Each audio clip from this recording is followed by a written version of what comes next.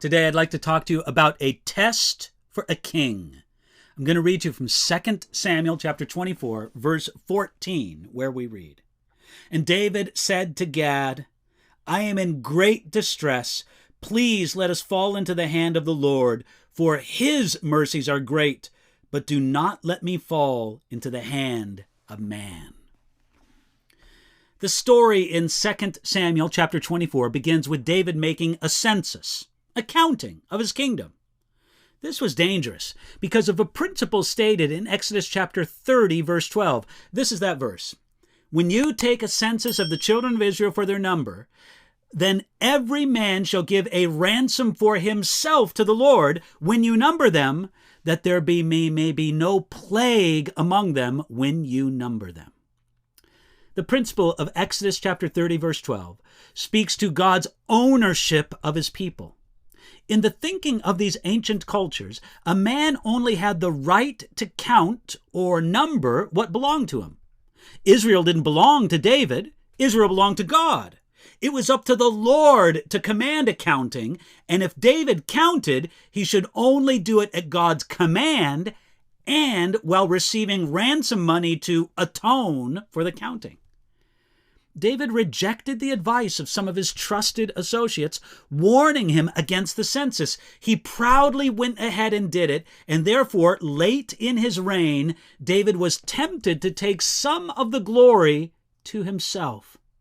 He looked at how Israel had grown and prospered during his reign. It was remarkable indeed. The count was a way to take at least some of the credit to himself. It took almost 10 months to complete the census. David should have called off this foolish census during the 10 months, but he didn't. Finally, when the census was finished, then David saw that he did wrong. 2 Samuel chapter 24, verse 10 says that David's heart condemned him. The man after God's heart was not sinless, but he had a heart sensitive to sin when it was committed.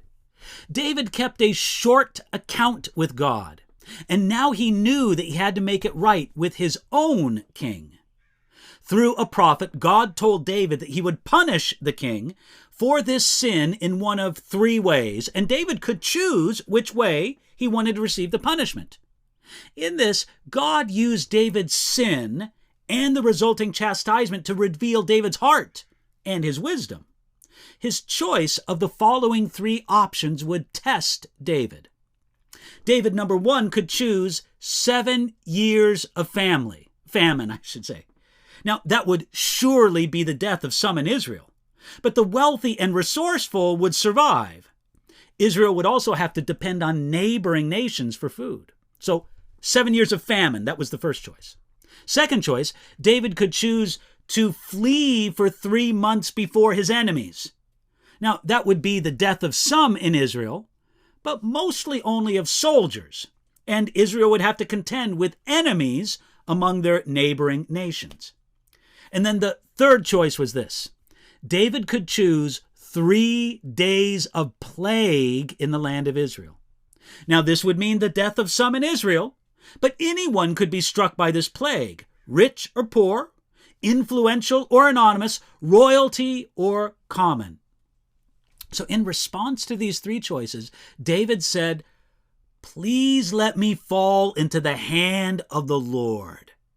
This meant that David chose the 3 days of plague. You see, in the other 2 options, the king and his family could be insulated against the danger, but David knew that he had to expose himself to the chastisement of God. If he chose war, David knew that he wouldn't go to battle because he was too old. Had he chosen famine, his own wealth meant that he would survive it without harm. Only with the punishment of plague could David put himself and his household at the same risk as everyone else in the kingdom. His choice revealed the greatness of David's heart. Now, to strengthen his choice, David also added this, "Do not let me fall into the hand of man." This meant that David chose the 3 days of plague. In the other 2 options, Israel would either be at the mercy of neighbor nations, as in the famine, or they would be attacked by enemies, And David knew that it's far more merciful and gracious to put yourself in the hands of God than in the hands of man. David's choice reflected his sympathy with all the people and his great trust in God. This beautiful fruit came from a life that was lived in close connection with the heart of God. Now look, let's be honest. We won't be tested in the same ways that King David was, but we will be tested, perhaps sooner than we think, and we'll be tested on these same fundamental principles. Will we live as sympathetic servants of others and in genuine faith in God?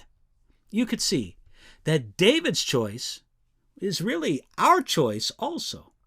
So let's choose to entrust ourselves to the Lord and put ourselves together with God's people. We can make that kind of choice today.